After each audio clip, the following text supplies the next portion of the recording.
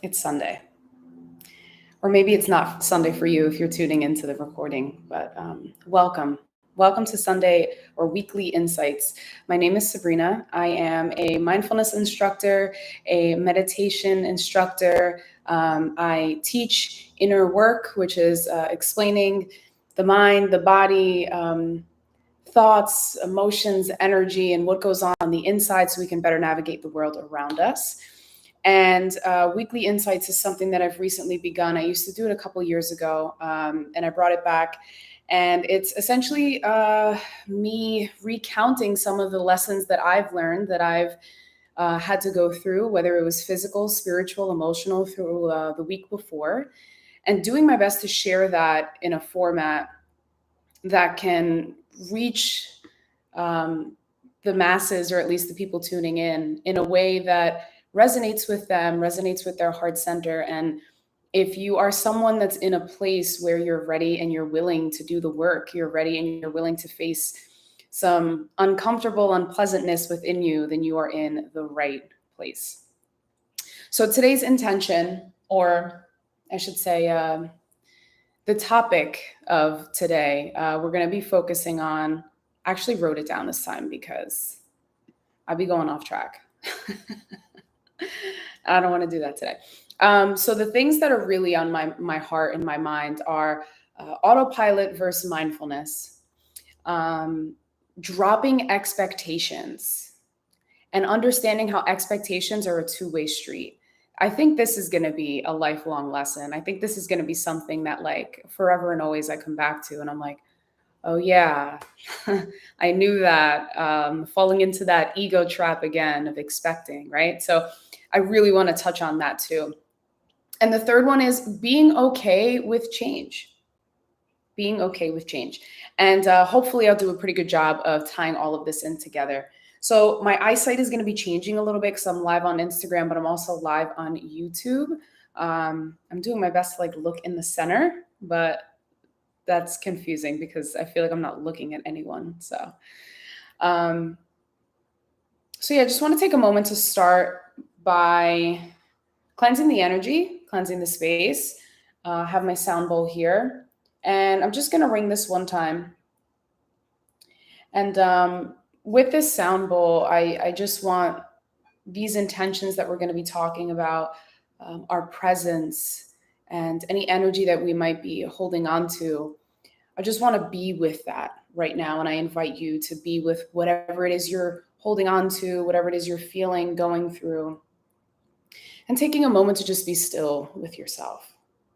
Just breathe and be with the body. So I want you to listen to this sound bowl for as long as you can hear it, and it'll guide you gently into the present moment.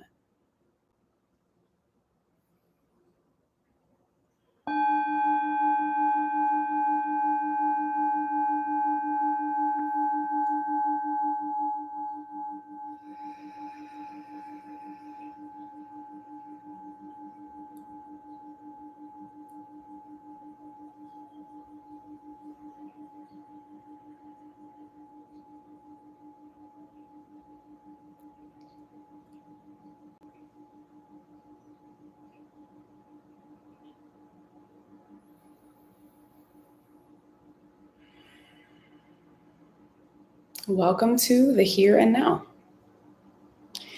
So I just want to take a moment to express some gratitude for those of you that are tuning in, whether you're tuning in live or you're tuning in for the recording or the replay.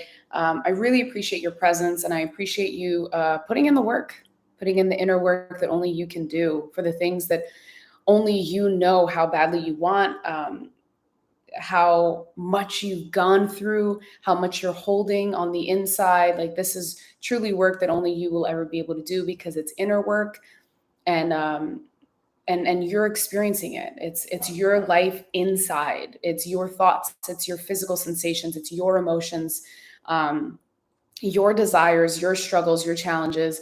And so I really like to talk about and share insights from my personal journey, also from my professional teachings as a mindfulness teacher, just because it always touches on this stuff. But it's important that I share that I always practice what I preach.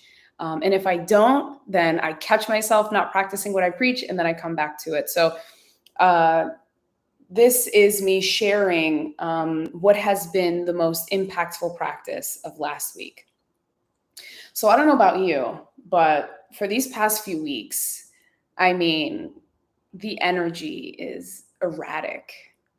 It's palpable. There's been such change, and not just like shifting tides, not just like changing weather or seasons. And it's literally been like an uprooting of foundations. And I've learned, especially in my spiritual practice, that the ending of something is always really the beginning of something else. And if you don't keep your eyes on the bigger picture, then you'll find yourself just focusing on what's crumbling in front of you. And so that's kind of where I want to go right into expectations. So I'll start with something really relatable and kind of small that happened this week. So for the past few months, I've been walking a few miles a day. This has been a goal of mine. And my minimum goal was like 3 miles, and now I'm trying to push it to 5 miles a day. And so now I'm at that like 3.5, 4 mile mark where I'm not completely out of breath and I can walk long distances and I'm not sore. But my ankles started to bother me. And it's not when I'm walking that it bothers me, but it's like slight movements. I'm pretty sure it's like a tendon that's like about to snap. That's what it feels like, honestly. It feels like a seam coming undone. And for the past couple of weeks, it's been like if I bend down and I use that joint, like that motion of just moving forward or backward in my ankle, it feels like a little seam is being pulled. And at first I thought it was a cut. So I was like feeling around my ankle. I felt nothing. I felt no like lacerations or anything. And so I was just like, okay. So I just kept walking. And a couple of days ago, my body was like, yeah, you can't walk today. And there was no pain. It's not like I woke up and it was like swollen or anything like that. It was just intuitively, I knew, like, I know you set these expectations to hit these goals, to walk these miles, but your body's telling you to do something different now. And it was just like, okay, I need to do that. And so I ended up staying home, or not entirely staying home for the whole day, but I ended up not going for my walk, and I iced it and all that stuff. But in that time, there was this dialogue telling me, like, letting me know that I wasn't living up to the expectations that I had set for myself. Like, you said you were going to hit these miles. And now if you're not doing it today and you don't do it tomorrow, now you're behind 2 days. And so it was just this snowball effect of not living up to expectations that I had set. And I think that the trouble with expectations, the trouble with even setting goals sometimes, is we get so married to the exact process that we set forward. And we're not flexible in the ways that we're going about these goals. We're not intentionally thinking about the bigger picture. We're thinking about that one thing that we said we were going to do. And then we're thinking about the fact that we can't check it off of our list for this week. So as the week progressed, then my ankle actually started to hurt because I only sat out one day. And I decided it's fine. I can just ice it after every walk and I'm sure I'll be fine. And now I'm starting to feel pain. Now I wouldn't really categorize it as pain, but now I'm starting to feel soreness, and like my ankle's like letting me know, like, hey, you're really putting weight on something that needs to relax. And so it brought me back to expectations, because something that's going on inside of me, something as small as the sensation of a seam ripping, can make me make choices that go against my better judgment. And it's simple, right? It's simple. If I just take a look at, okay, what's best for me right now? It's, don't go for that walk, stay home, do some stretches, do some yoga, make sure you're stretching this out and doing that. But I didn't initially look at it that way. The first thing I thought of was, well, I said I was going to do this, so I have to do this. And that's that inflexibility. And so I want to talk about expectations and how to drop them and how to recognize that they're a two-way street. So the interesting thing about expectations is that we don't only hold them for ourselves, we hold them for others. And there is a slippery slope there of holding others accountable, maybe for something, maybe keeping them accountable to their words, something they told you they would do, in ways that they would show up, and whatever the case may be. But then there's expecting them to be a certain way because maybe that's what you would do. Or maybe that's what's always been done for you or to you or around you. And so you expect that from other people, maybe without even having a conversation. And even if we do have a conversation with someone, we really got to check our expectations, because we are constantly seeing life through our lens.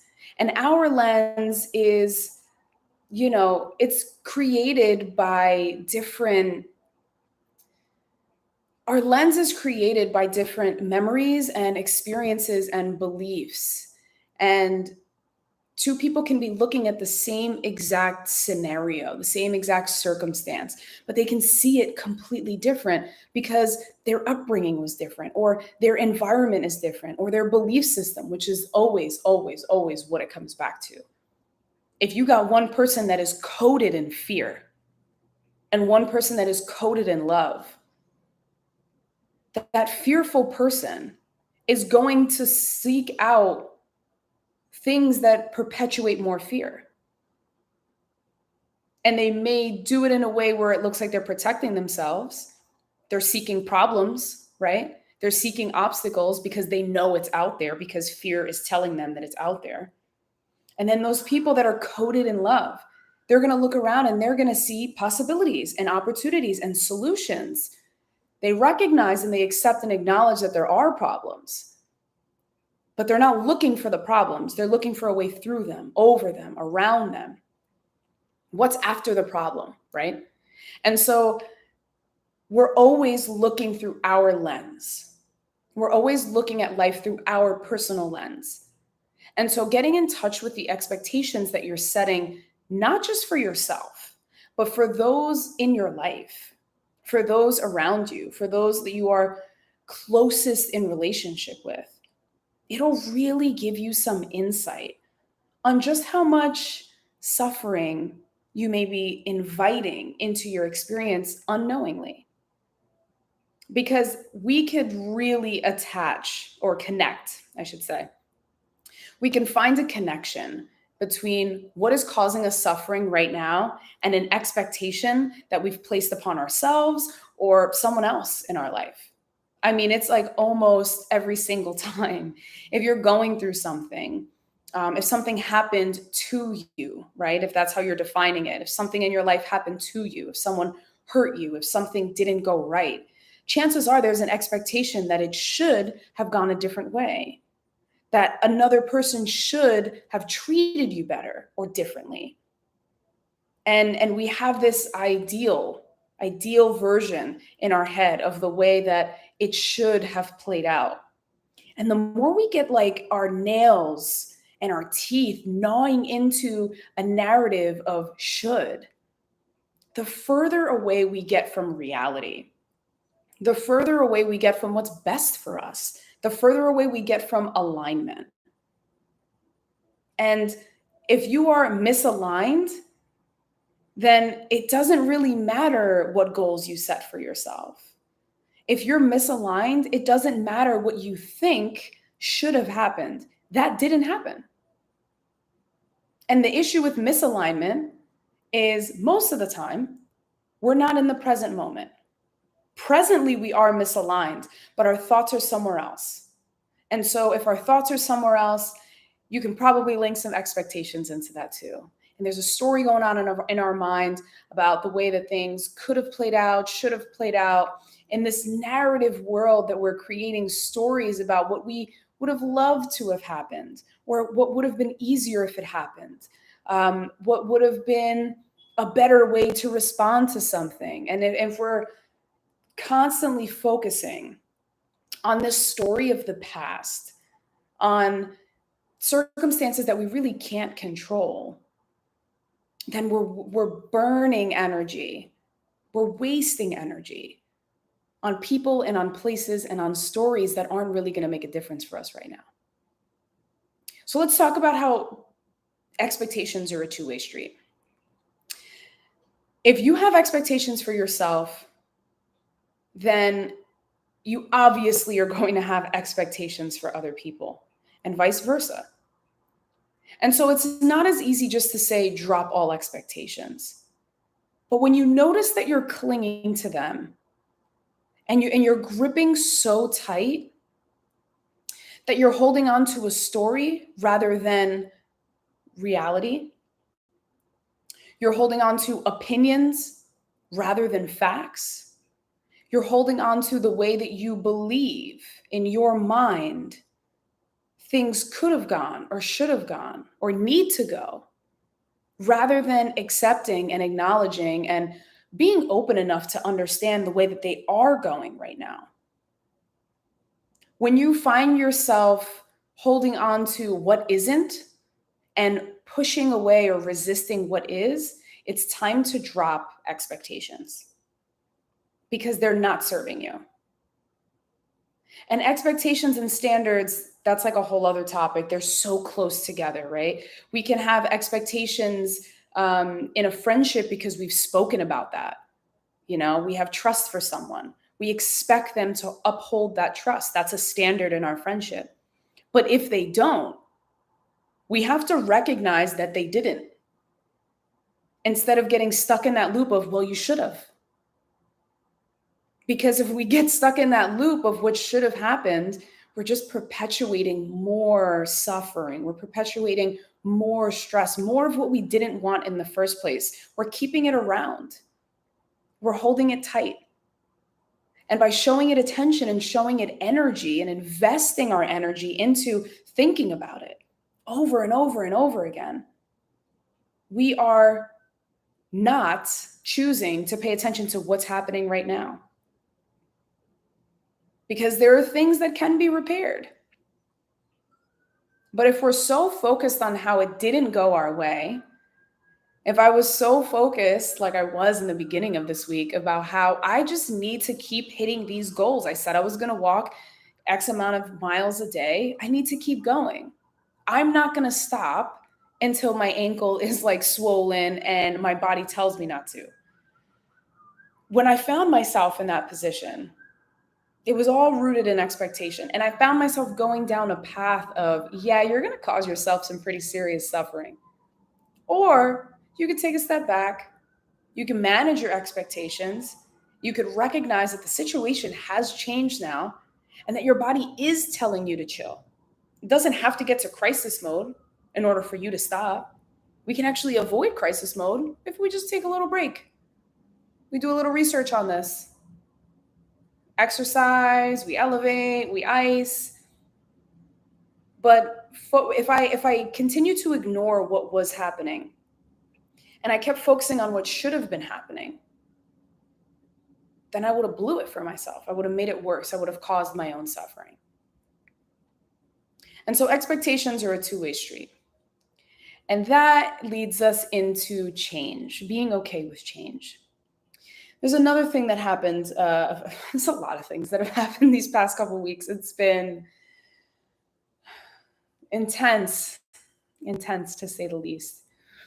And there have been numerous opportunities for me to be okay with change, accept that things are changing. There have been numerous opportunities for me to drop expectations. And the more that they come up, the more opportunities that I have to apply mindfulness. And it sounds simple, but man, it's not easy. It's really hard. It's hard because there are grooves that we get into, routines that we get into, there are expectations that we hold, and these expectations are so deeply rooted. They're deeply rooted in positive intention and in love and in wanting the best, not just for ourselves, but for other people. But expectations are a two-way street. And so the expectations that I hold for someone, they might be holding some for me.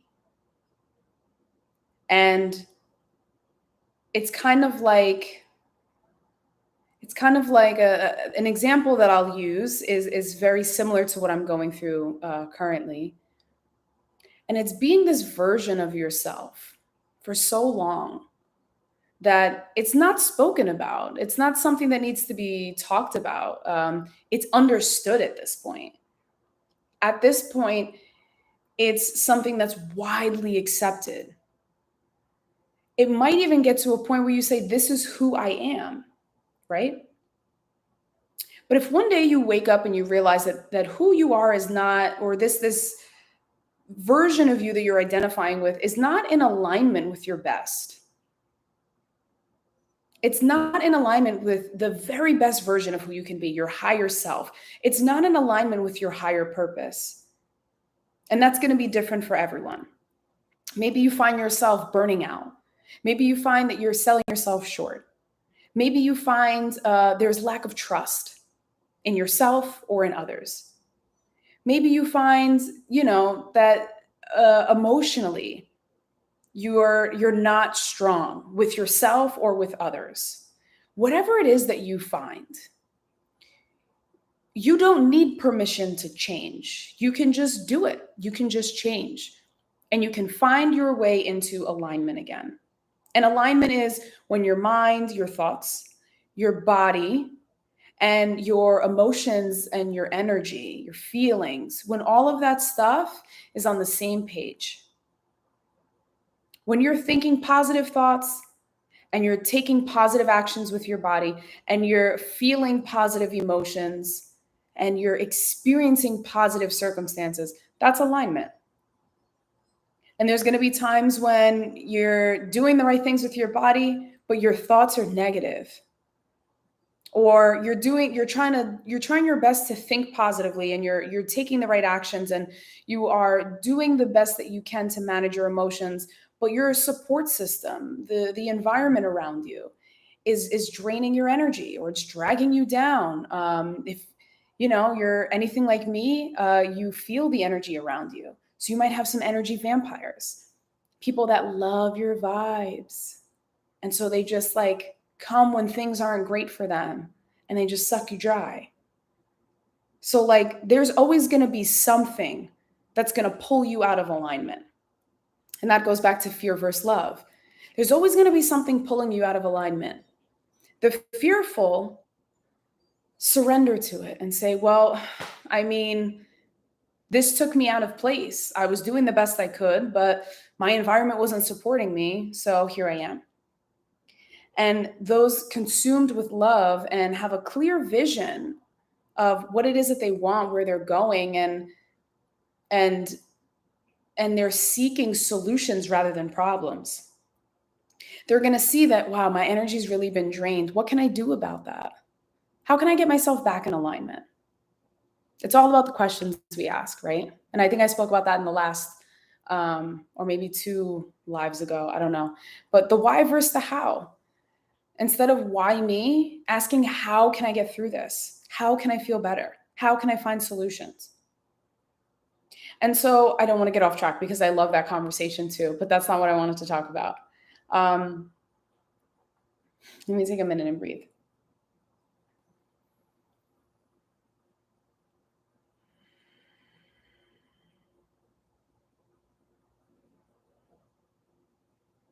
Okay. Surrendering. We were talking about surrendering. We were talking about surrendering to that fear. You can also surrender to love. You can also surrender to what's the best for me right now. What's the best decision I can make for myself? What's the best choice I can make? And that's where it's simple, but not easy, because we have these embedded expectations. If we suddenly make a change where we have once been identified as someone you can always come to, you can always come to me. I have an endless capacity for you. I'm always here to listen. I'm always here to serve. I'm always here to provide solutions for you. If one day you wake up and you realize that that version of you does not align with your greatest and highest and most truthful self, you can change it. You don't need anyone else's permission to create that change in your life. But you will need to give yourself the permission to snip away the expectations that others have of you, because you have built these expectations. They're a two-way street. Someone didn't just randomly expect something from you. Maybe they did. But chances are, if you're in a relationship with someone, then you've fed those expectations. You've been that version. You've showed up as that version. And so, of course, you taking that away from them is going to cause some discomfort. You're probably going to need a conversation about it, maybe a boundary. But just because it's not easy doesn't mean that you should shy away from it. People are going to expect things from you all the time. You're going to expect things from yourself all the time. But going back to knowing when to drop those expectations, when you're gripping onto the way things should be, and you are resisting or pushing away or not trying to deal with what is right now, then it's time to look at the expectations that you hold and let go. It's time to start dropping expectations of what other people think of you, of how other people expect you to show up, of what other people will say or do if you decide to wake up and do something different. If you decide to show your real self, your true self, a new side of yourself, to try something new. You don't need anyone's permission. You don't need anyone's approval. But you do need to recognize that expectations are going to make this a challenging thing for you, because you are possibly rooted in this. You're rooted in the way that people see you. You're rooted in the way that you see yourself. You're rooted in whatever title or identity that you've labeled yourself. But you can always uproot. Just like those seeds of fear and love, you can always uproot either one. And you can till the soil, and you can manage your intentions, and you can water it, and it can grow. And as we've spoken about before, fear grows with doubt and insecurity, scarcity. And love grows with faith and abundance and honesty. These are choices that you're going to have to make over and over again. And so when it comes to expectations, most of the time, things have become so, and we go right into autopilot. Yes, I love when that happens. Things have become so natural. And I say that and I want you to take that with a grain of salt, because that's not how I would define natural. Okay. Maybe instinctual. Yeah, I'll go with that. Maybe instinctual is better. Things have become so instinctual, like a second nature. You don't even have to think about it. This is how I show up. I got comfortable here. A good example of this, something that I've really done my best the past few years to work on, is urgency, and just not subscribing to that energy anymore. Not subscribing to urgency. That's not a way I want to live. It feels instinctual. It feels like when I get a text, when I get a call, I have to answer. I'm needed. They need me. They reached out right now and they need me to drop everything and be there. And that is something that took some serious hard wiring, and it still does. I still have to remind myself, verbal cues really help. Like, this is not an emergency. If that's the word that comes up, cool. Then we take it from there. But unless I'm told this is an emergency, I don't need to go into emergency mode. I don't need to go into SOS mode. I don't need to go into fight or flight. And so reprogramming my nervous system has been a full-time freaking job, because there are constantly opportunities to practice something different. And so I think it was last week. Yeah, it was last week. I was on the phone and I got a text, and the person I was on the phone with was like, "Oh, do you have to go?" And I was like, "No, I can't jump on every opportunity of someone reaching out to me. I can't subscribe to urgency." I had to say it. I had to say those words out loud, because otherwise I would have been like, you know what? Yeah, I probably should. And let me give this person a call. I was like, I can't subscribe to urgency. This is what I'm doing right now. I have to become aware that I'm doing this right now, and I can't just suddenly drop it and do something different. Unless I am asked, can you please drop everything? This is so important. I really need you. And so, expectations, dropping the expectations that we hold for ourselves and that others hold for us. And for me, that happened to be a circumstance where they weren't holding that expectation for me. That's something that I put upon myself. That's something that I identified with. I identified with being the person that, like, you can always come to me, I'll drop everything for you. And so that's something that I've had to unidentify with. And it's not just like Michael Scott saying, I declare bankruptcy. It's going through the work and recognizing when that urgency comes up, oh, I have a choice. I'm going to make that choice again. And then it's going to come up again, and I have another opportunity to make that choice. Just because you say, I'm not going to do this anymore, doesn't mean that you're suddenly done doing it. You have to recommit to not doing it. And so all of that to say that urgency became, fight or flight became something of an instinct. And I won't go as far as saying that it felt natural, because I now, with the belief system that I have, with the studies that I've done, with what I have studied, I should say, I now recognize that just because something is instinctual doesn't mean that it's natural. And when we are in our natural element, that's calm. That's presence. That's not anxiety. That's not worry. That is not normal. It may have become normal because we see it so much, and that's the society that we live in, but that's not a normal state for our mind and our body to be in. That's not alignment. Alignment is normal. So I'm using the word instinctual because after something happens over and over again, after trauma, after whatever the case may be, that is your instinct to jump in and do this or do that, whatever your instinct might be. Mine was urgency. And so on autopilot, urgency was the choice I chose. I would choose the crisis. I would choose the chaos, even if it wasn't there. And so then when it was there, I was like, you see, I knew this would happen. I was prepared for this to happen. And it was just like self-fulfilling prophecy. So autopilot versus mindfulness. To sum this up really quick, because I've talked about this so many times. Autopilot is doing something without paying attention. Mindfulness is doing something while being present. And mindfulness can be so much deeper than that. It has attitudes attached to it, practices and whatnot. But I just want to like really make it clear that mindfulness does not equal meditation. They're two separate things.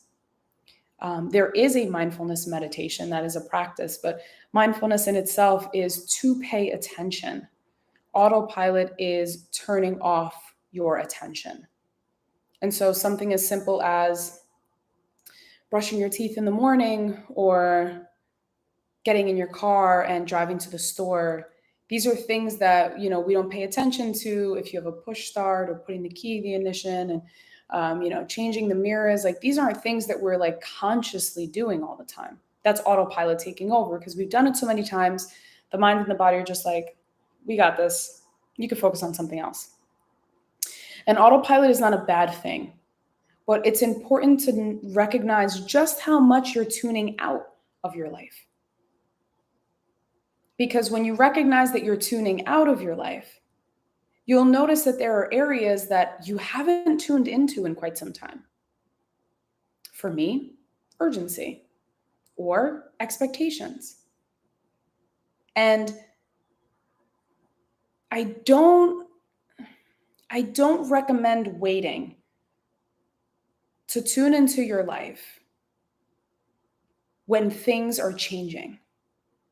I don't recommend only, I should say, tuning into your life when there's changes and transitions and unexpected stuff comes up, because that's when urgency comes. Like that's when we're awakened at the wheel because something happened. We were jolted.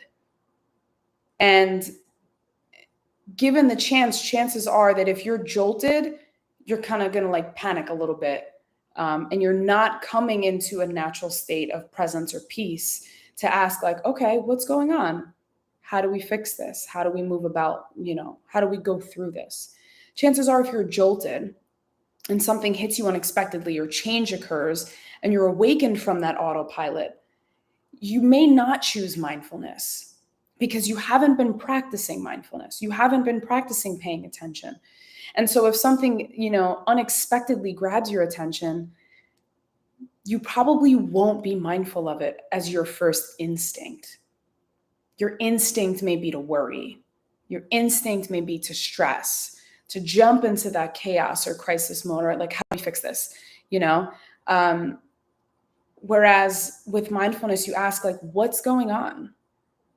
You're not focused on what should be happening. And if you are, you can notice that you're focused on what should be happening. And that's the beauty of practicing mindfulness. There's no perfect state of mind to do it in. Whatever state of mind you're in, it's the perfect curriculum. That is the greatest place to start, because then you can just become aware of it. And I always go like this because it's like taking a step back. This is the thought. This is how deep you are in the story. And then you take a step back and now you're watching the story. And now you're the observer and you're the thinker of the thought. You're not the story. You're not the story. This whole main character energy, this topic that's been going around, it's got some merit, and I understand it. But I think even deeper than that, we need to stop being the main character. I recognize that main character energy is I'm going to put me first now. And that's great. And I also think that the deeper we are the main character in our story, the more that we become our thoughts, the more that we become our feelings, become our emotions. But if we take a step back and we just watch it play out, we recognize there are way more characters in the story than us. We recognize there are moving parts in this giant organism here. There's a bigger picture, not just the one that we've painted, not just the story that we've told. And so I literally do this when I talk about mindfulness. I use this motion because I'm inviting you to take a step back, to step out of that story that you've created, to step out of your thinking mind. And it's not, again, easy, because that's going to be something instinctual. Instinctually, we get caught in the mind. Instinctually, we want to think our way out of a problem. And that goes back to expectations. We can't expect ourselves to suddenly wake up, to suddenly start practicing mindfulness, to suddenly start, checking off all these goals and making all these plans. It's the expectations that cause such deep suffering in our life.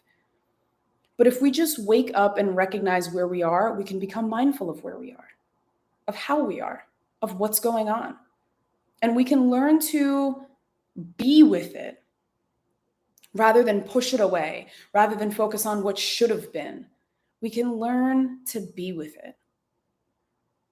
And so that is the perfect place that I will end today. So let me just recap. The main things that we talked about, dropping expectations and recognizing that expectations are a two-way street. You have expectations for yourself, you have expectations for others. And just because someone expects you to show up in a particular way doesn't mean you owe them any of that. You do not need permission to change. You do not need permission to be yourself. You do not need permission to recognize, oh, I'm out of alignment. I'm going to make a different choice today. You don't need anyone's permission to do that, but you do need to recognize that people have expectations of you that you've most likely fulfilled for them. So you have to make space for that change. You have to recognize that just because you wake up and you're different doesn't mean anyone else is going to be different. And it doesn't mean they're going to be okay with you being different. And that itself is okay. That itself is okay. And that goes back to being okay with change. Being okay with change doesn't mean that you feel good all the time. And it doesn't mean that transitions are easy. Being okay with change is just dropping expectations that things should be easy. And being okay with change is being with the change rather than being with the thought of, well, it would have been easier if this could happen, or I wish this person would just, insert excuse here.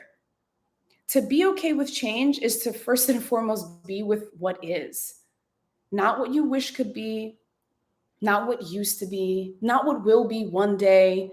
Just be with what is. And notice that there is always fluctuation in life, and recognize there is always change in life. And you will always constantly be changing. Even if you're not noticing it, you're changing. We're always, what did Miss Sedler used to say in high school? I've mentioned her so many times teaching mindfulness. Like, I really gotta like reach out to her and let her know that. She used to say this one phrase that was, "What's happening?" And the answer was everything. And it stuck with me so deeply because like there are constantly things happening. And the only constant in our life is change. We are changing on the inside. Like, we are aging. Everything is, even if you put a fresh coat of paint on something, it's beginning to age. We're always moving forward. Time is always moving forward.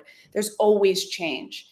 If you're not okay with it, then you're holding on, you're gripping to a story you've created in your mind, an expectation you've created that things can or will be different rather than just being with what is. And so last, in order to be with what is, recognize autopilot versus mindfulness. So autopilot, in the simplest terms, is not being present. Mindfulness is being present. Autopilot isn't a bad thing. Just like the car is always the easiest thing to mention, right? There have been so many times that you've probably driven to work, driven to the gym, driven to school, driven to your parents' house, or whatever the case may be, and you weren't paying attention. Your mind and body knew exactly how to get you there. And safely, I might add. Like, we're all doing it. It's a little scary when you think too deeply about it, but we're all doing it. We're doing things on autopilot all the time. And we're most likely doing the things on autopilot that we've done so much. We've done this already. It becomes instinctual. We need to start practicing mindfulness around what is instinctual. We need to start practicing mindfulness around what has become our instinct, what has become natural for us. And I use quotations for natural because I mean, what have we programmed ourselves to recognize as natural? How have we programmed our mind and our body to move through the day? How have we programmed our mind and our body to show up for things, to respond or react to things? Because if you wait until things change, if you wait until you've noticed change, until a big transition in your life, until a spiritual awakening, if you wait for these moments to start practicing mindfulness, it's still going to work for you. But you don't have to wait for the hard part to practice the solution. Like, don't wait for the building to be on fire to have an exit plan. Be with what is now. Practice mindfulness now. Practice it on your good days and on your bad days and every day. and start tuning into the things that you do so naturally, the things that you do that are mundane. Start tuning into yourself, your activities, the way that you respond to the world around you. And most importantly, tune into the things that are already on autopilot. And we're dropping judgment. It's not a bad thing that they're on autopilot, but just notice how you're operating. I promise you, it's going to give you insights and a world of difference. So thank you so much for tuning in today and sharing your presence with me. Again, my name is Sabrina. I am a mindfulness teacher, a meditation instructor, and intuitive healer, and I teach inner work. So I teach you about your thoughts, your emotions, your physical sensations, and understanding the world within so you can better navigate the world around you with clarity and a deliberate intention for showing up. So thank you for sharing this space with me, and wherever you are in the world, I'm sending you peace and blessings and reminding you that peace is always one choice away. And I hope that you not only remember, but have the courage to choose it today. Thanks.